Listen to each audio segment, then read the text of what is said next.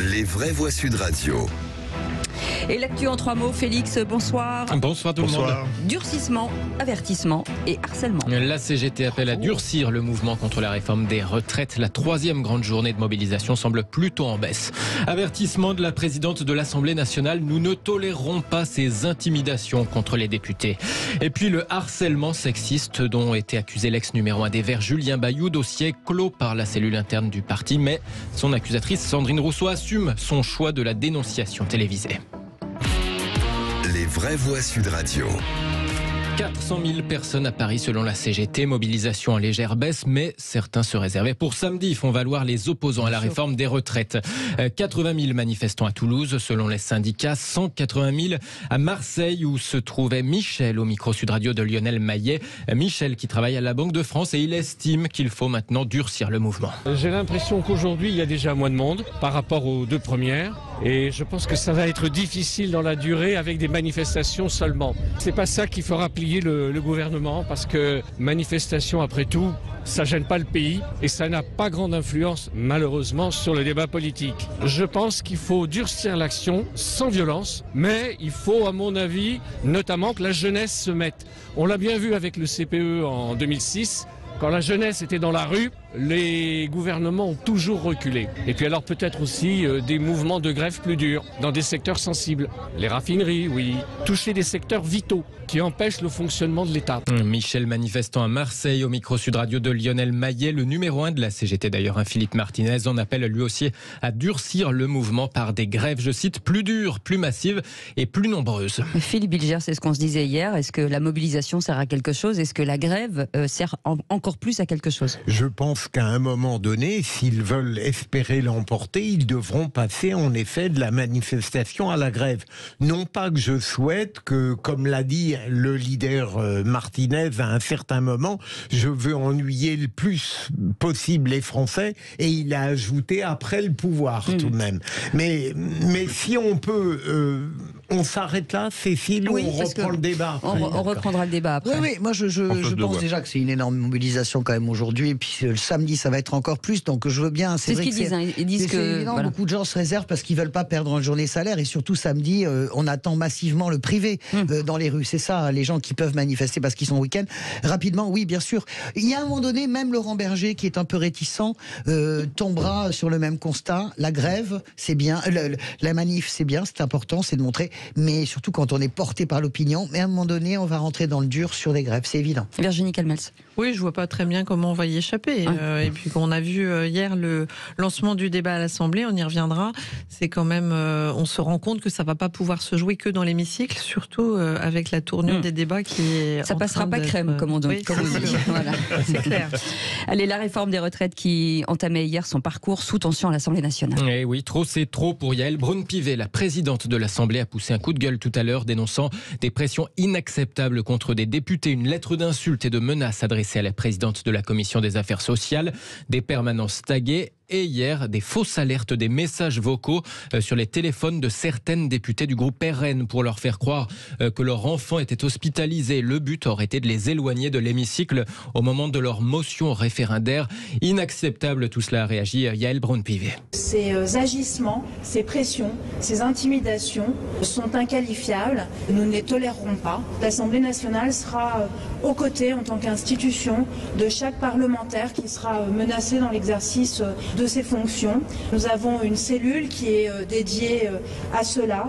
Nous ne relâcherons jamais notre vigilance. Moi, je souhaite, en tant que président de l'Assemblée nationale, que chaque parlementaire puisse être pleinement libre des prises de position qu'il prendra dans l'hémicycle tout au long des débats, et je l'espère lors du vote final. De son côté, le groupe RN annonce des dépôts de plainte après les fausses alertes reçues hier par 3 de ses membres. La présidente du groupe RN, Marine Le Pen, a demandé une protection fonctionnelle pour ses 3 collègues, c'est-à-dire une prise en charge de leurs frais de justice par l'Assemblée nationale. Quel cinéma, pardon de vous le dire, mais là il faut vraiment Yaël Braun-Pivet qui est la première finalement entre guillemets à bordéliser en changeant en cours de jeu les règles, notamment sur la motion référendaire qui vient faire la morale. Ça n'a rien à voir avec les menaces et des injures. Je voulais juste écouter quelle menace, de quoi on parle. Il y a des gens qui ont été menacés de mort à l'Assemblée nationale. Moi, je dis pas du tout que les gens qui font ça ont raison. Est-ce qu'il y a des gens qui ont été menacés de mort? Vous voulez que je vous fasse le débat du Pax? Je voulais quasiment les gens viennent.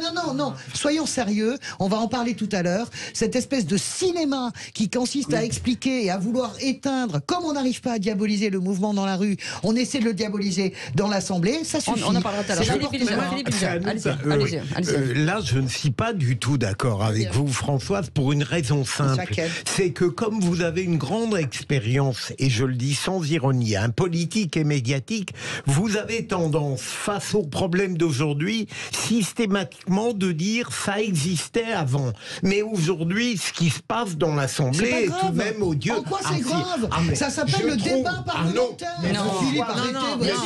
S'il vous plaît, des députés du Rassemblement national ont des alertes où on leur dit que l'un de leurs proches est hospitalisé pour qu'il quitte l'Assemblée. On ne peut pas dire que c'est normal. Mais écoutez, sur les pressions des élus, moi j'ai vécu dans un gouvernement où vous aviez quelqu'un qui s'appelait Najat Vallaud-Belkacem qui était menacé de mort tous les jours en tant que ministre, qui avait 6 motards, y compris des motards portières, c'est-à-dire que pour éviter que donc si vous voulez ce ciné, je veux pas ce cinéma-là. Je vais vous dire, en tant que mère de famille, et j'ai eu quelques responsabilités dans ma vie, s'il y a un truc qui vous panique, c'est un coup de téléphone qui vous dit que vos enfants sont à l'hôpital. Là, la terre s'arrête de tourner.